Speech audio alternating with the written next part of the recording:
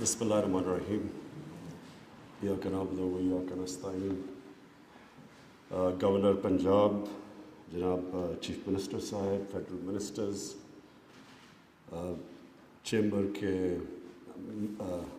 President federal کے عرفان، اور Lahore chamber کے میاں انجم نثار، اور members business community. Khusro Bakhtiar نے بڑی ڈیٹیلز میں آپ کو بتایا پیکیج کا. میں ہمیشہ جب کرکٹ بھی کھیلتا تھا تو سونے سے پہلے میں ہمیشہ جو دن کا جو میچ ہوتا تھا، جب تک میں اس کی اپنی کرٹیک نہ کر لوں کہ میں نے میچ اس طرح کھیلا تو مجھے کھیلنا کیسے چاہیے تھا، کیا غلطیاں میں نے کی، میں سوتا نہیں تھا. تو میں ہمیشہ اپنی جب سے گورنمنٹ آئی ہے سوچتا ہوں کہ کیا میں چیزیں کرتا جو مجھے کرنی چاہیے تھی شروع میں آ کے. تو جو سب سے بڑی چیز کرنی چاہیے تھی، یہ جو پیکیج آج دیا ہے، یہ مجھے آتے ساتھ ہی یہ بزنس کمیونٹی کو پیکیج دینا چاہیے تھا. اور اس کی وجہ بڑی خسرو بختیار نے آپ کو تفصیل میں سمجھائی کہ کوئی بھی ملک ترقی نہیں کر سکتا، آگے نہیں بڑھ سکتا سبزیاں اور گندم بیچ کے. ملک آگے بڑھتے ہیں انڈسٹریل بیس کے اوپر، اور جتنی وہ انڈسٹریز اور زیادہ سوفسٹیکیٹڈ ہوتی جاتی ہیں اور ان کی پروڈکٹیوٹی بڑھتی جاتی ہے، انوویشن ہوتی جاتی ہے، اتنا ہی وہ ملک کے اندر دولت اس کی بڑھتی جاتی ہے. تو کبھی بھی ایک ملک مینوفیکچرنگ بیس کے بغیر اور انڈسٹری کے بغیر وہ کبھی ایک عظیم ملک نہیں بن سکتا. تو ہمارا ملک آج سے 50-55 سال پہلے بڑی تیزی سے آگے بڑھ رہا تھا. ہماری انڈسٹریل پروڈکشن آگے بڑھ رہی تھی، ہمارا ڈائریکشن ٹھیک تھا. اور بدقسمتی سے وہ جو 70s کی نیشنلائزیشن ہوئی، اس نے یہ جو ساری ہماری گروتھ تھی اور یہ جو ملک کی ٹریجیکٹری تھی وہ چینج کر کے رکھ دی. اور آپ یقین کریں ہم نے کبھی ریکوری نہیں کیا اس سے، کیونکہ ہمارے اندر کبھی سمجھ ہی نہیں. یہ جو ہماری گورنمنٹس آئیں وہ ڈیوورس تھی کہ ملک کا کدھر ڈائریکشن ہونا چاہیے اور گورنمنٹ کا ڈائریکشن کدھر تھا. یہ دو بالکل مختلف تھے. ملک تب آگے بڑھتا ہے جب ملک کے اندر ویلتھ کریشن ہوتی ہے. جب تک ویلتھ کریشن نہ ہو ملک کیسے بڑھ سکتا ہے آگے؟ گورنمنٹس ادھر آ گئی کہ وہ ویلتھ کریشن کے خلاف تھی. اچھا جی یہ نفع زیادہ بنا رہا ہے تو ان کو ذرا ہم سیدھا کرتے ہیں. پروفٹ میکنگ کے خلاف جب ایک گورنمنٹ کی پالیسیز بن جاتی ہیں اور ایک انڈسٹری کو پروفٹ نہیں بنانے دیتی تو وہ انڈسٹری تو کبھی بڑھ ہی نہیں سکتی، نہ وہاں انویسٹمنٹ آ سکتی ہے. انویسٹمنٹ تو ایسے ہے جیسے شہد کے اوپر مکھیاں آتی ہیں. جب ایک پروفٹ بنتا ہے، جب وہ دوسرے انویسٹرز دیکھتے ہیں وہ خود ہی دیکھ لیتے ہیں کہ اچھا ادھر منافع ہے، وہ سیدھے اس ایریا کے اندر انویسٹ کرتے ہیں.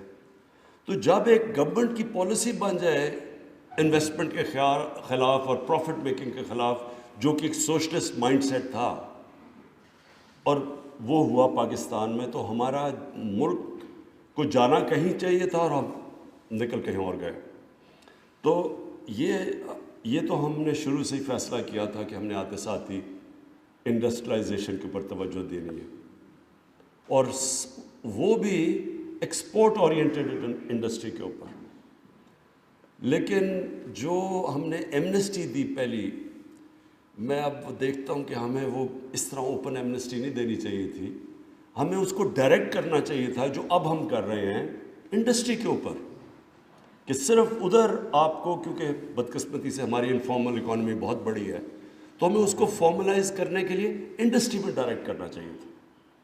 تو اس سے کیا ہونا تھا کہ ہماری انڈسٹریلائزیشن بھی ہونی تھی، پیسے بھی آ جانے تھے ہمارے. پیسہ تو ہے پاکستان میں.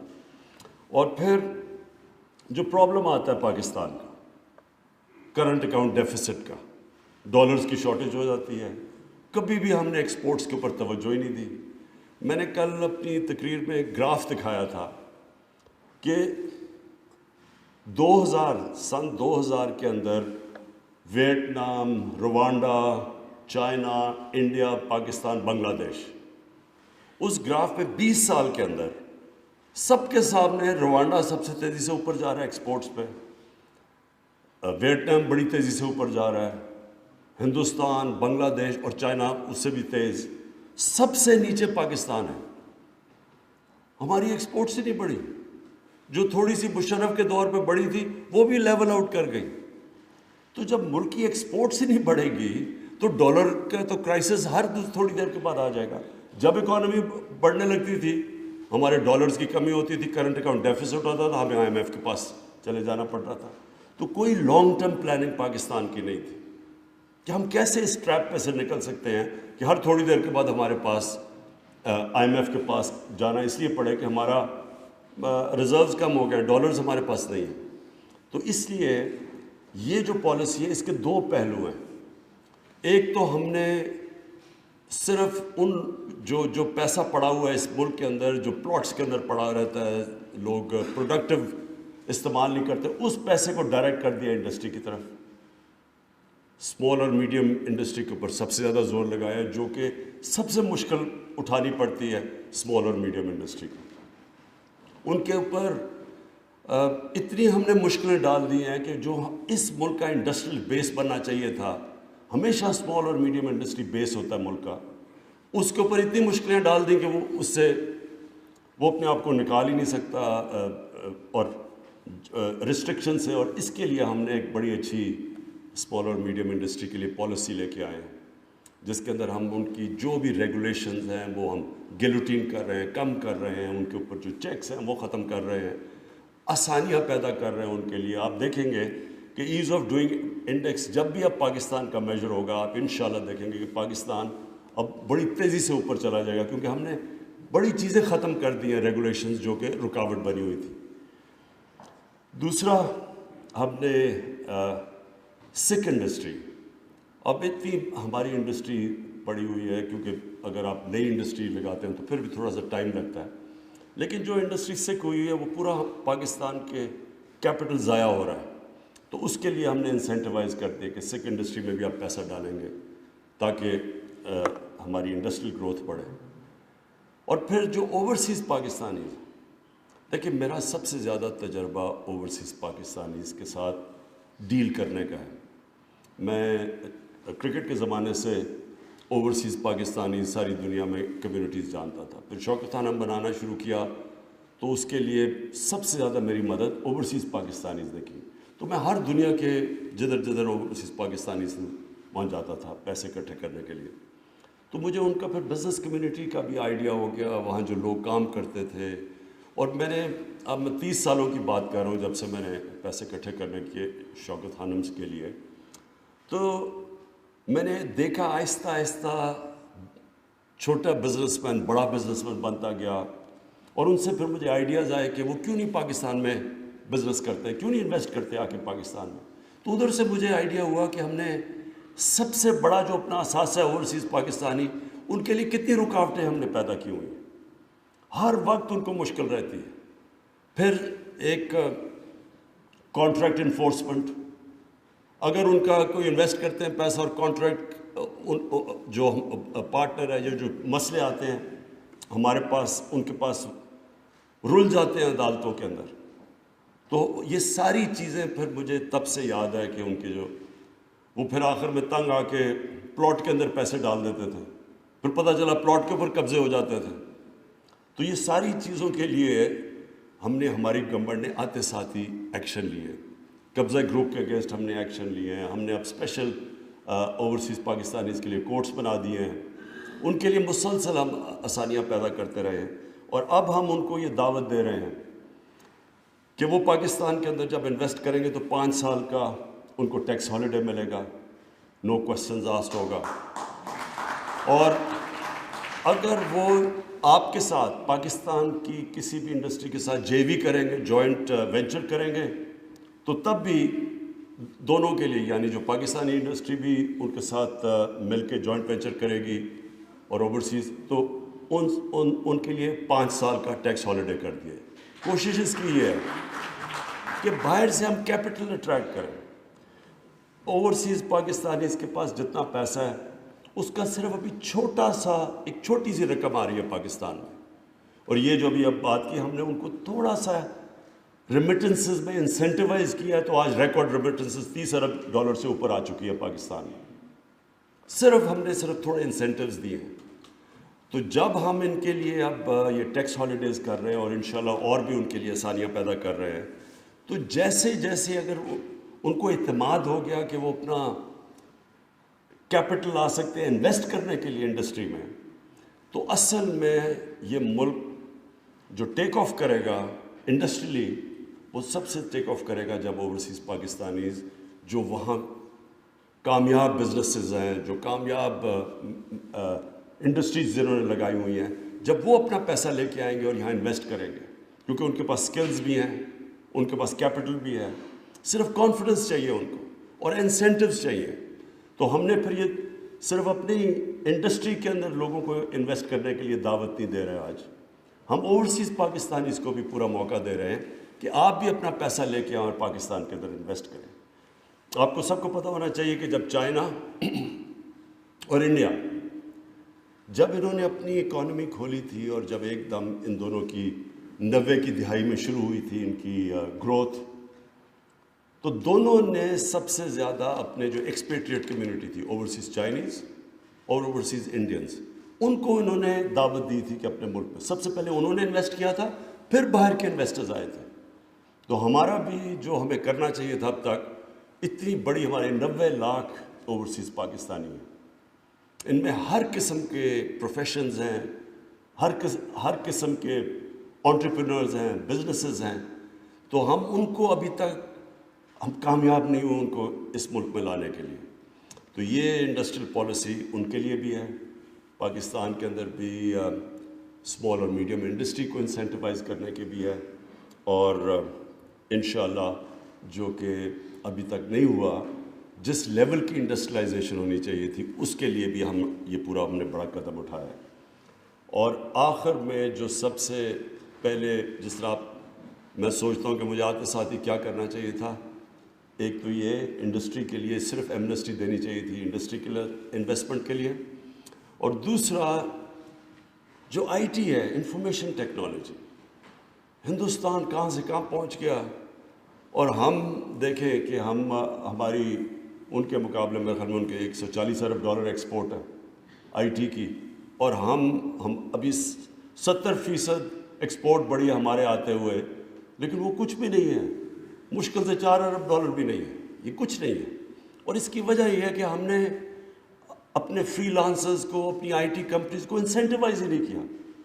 ہم نے ان کو ایسے رکھا جیسے عام انڈسٹری کو ہم ٹریٹ کر رہے ہیں. آئی ٹی انڈسٹری بالکل مختلف ہے, اس کی ریکوائرمنٹس مختلف ہے, ان کے انسینٹیوز مختلف ہیں.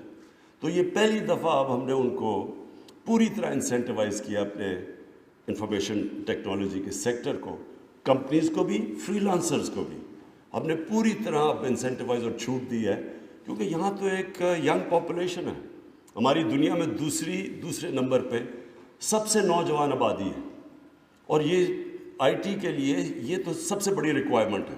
ہاں ہم نے اور بھی کام کرنا ہے, ہم نے آئی ٹی پروفیشنز کے لیے بوٹ کیمپس کرنے ہیں, ہم نے ان کے لیے اپنے یونیورسٹیز میں بھی سلیبس چینج کرنے ہیں, یعنی ہم نے ان کو اور بھی مدد کرنی ہے. لیکن سب سے امپورٹنٹ چیز کہ جب ہم ان کو انسینٹیوائز کریں گے اور ان کو بریکس دیں گے, تو جو سب سے تیزی سے سیکٹر آگے بڑھے گا وہ انشاءاللہ ہمارا آئی ٹی سیکٹر ہوگا. میں آخر میں یہ امید رکھتا ہوں کہ جو ہم اپنی پوری کوشش کر رہے ہیں اپنے ملک کو اپنے پیر پہ کھڑا کرنے کے لیے, پاکستان کی بزنس کمیونٹی پوری طرح ہماری مدد کرے گی, اس میں پارٹنرز بنے گی. کیونکہ دیکھیں جب فارن پالیسی جو ایک ملک کی ہوتی ہے, اس کے اوپر ایک آزاد اور خود مختار اور ایک غیرت مند فارن پالیسی کے لیے یہ ضروری ہوتا ہے کہ ملک اپنے پیر پہ کھڑا ہو. جو ملک ہاتھ پھیلا کے پھرتا ہے, کبھی ادھر قرضے مانگ رہا ہے, کبھی ادھر سوچ رہا ہے کہ کوئی ہمیں ایڈ دے گا، اور ایڈ کی وجہ سے جو اپنی فورن پالیسی چینج کر دیتا ہے، دوسروں کی جنگوں میں شرکت کر دیتا ہے، فورن پالیسی بنا دیتا ہے جو کہ اپنے ملک کے لوگوں کے مفادات کے خلاف ہے، کیونکہ وہ اپنے پیر پہ نہیں کھڑا. یہ یاد رکھیں، ان کی دنیا عزت نہیں کرتی. دنیا اللہ کا ایک قانون ہے جب سے اس نے دنیا بنائی ہے کہ اللہ سے جب آپ مانگتے ہیں تو اللہ خوش ہوتا ہے، لیکن جب انسان کے سامنے آپ ہاتھ پھیلاتے ہیں تو اس کو ترس تو آپ کے اوپر آ جائے گا، لیکن آپ کی عزت نہیں کرے گا. وہ قوم جو اپنی عزت نہیں کرتی، دنیا اس کی عزت نہیں کرتی. اور یہ پھر سے میں یہ کہتا ہوں کہ جب تک ہم ایک وہ قوم جس میں اللہ نے ہر قسم کی نعمت دی ہے، پاکستان میں کسی چیز کی کمی نہیں ہے، لیکن ہم نے کبھی اپنے پیر پہ کھڑے ہونے کی کوشش ہی نہیں کی. آسان چیز تھی، ایڈ لے لو، اچھا جی وہ افغان جہاد میں شرکت کر لو کیونکہ وہ پیسے آ رہے ہیں، اور ضیاء الحق کہہ رہے جی پی نٹس. ساری قوم بڑی خوش ہو رہی ہے جی پی نٹس، یعنی کہ اور پیسے دو تو ہم جنگ لڑیں گے. اور پھر دوسری باری آتی ہے تو وہی لوگ، پہلے ہم جہاد کرتے ہیں اور بڑا جی جہاد، روسی آئے ہوئے تو جہاد کرنا بڑی اچھی چیز ہے. 11 سال کے بعد جب امریکی افغانستان میں آتے ہیں، اب جی جہاد دہشت گردی بن گئی ہے. صرف تبھی پیسے مل رہے تھے، ابھی پیسے مل رہے. دیکھیں تو پھر جو ذلت ہمیں اٹھانی پڑی، پھر ہمیں امریکہ کو تو برا بنا نہیں کہنا چاہیے. ہم نے خود اپنے آپ کو ذلیل کیا ہے، اپنے لوگ بھی مروائے، اپنا سب کچھ کیا، صرف اس لیے کہ ہم بجائے تکڑے فیصلے کریں اپنے پیر پہ کھڑے ہونے کے، ہم آسان راستہ لے لیتے ہیں، شارٹ کٹ لے لیتے ہیں. کوئی زندگی میں شارٹ کٹ نہیں ہوتا. آپ نے اگر اوپر جانا ہے، محنت کریں، آپ اپنی غلطیاں دور کریں، سیکھیں اپنی ماضی سے کیا غلطیاں کی ہیں. اور سب سے بڑی ہم نے غلطی کی کہ ہم نے کبھی اپنی ایکسپورٹس کو زور نہیں دیا. کبھی بھی ملک جس کی ایکسپورٹس ہی نہیں بڑھ رہی، ادھر اس نے کیسے اپنے پیر پہ کھڑا ہونا ہے. مہاتر محمد نے مجھے کبھی نہیں بھولتا، پہلی دفعہ ہم 20 سال پہلے ملا تو میں نے ان سے جب پوچھا کہ کیسے ملیشیا ہمارے سے کوئی مقابلہ ہی نہیں کر سکتا تھا، پاکستان اور ملیشیا کا، آج سے 50 سال پہلے. میرے ساتھ HSN کالج میں ان کے شہزادے آ کے پڑھا کرتے تھے. وہ سوچ نہیں کوئی سکتا تھا کہ پاکستان کہاں ملیشیا کا. تو اس نے کہا کہ ہم صرف پہلے ٹن اور ربر بیچتے تھے دنیا کو.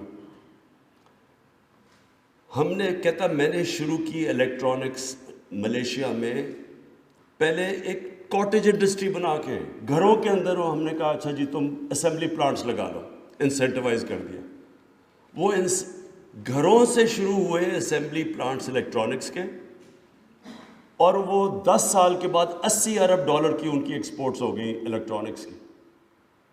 تو ہم نے تو کبھی کسی نے یہ سوچا نہیں کہ ہم صرف ٹیکسٹائل کے اوپر تو ملک نے نہیں اوپر جانا.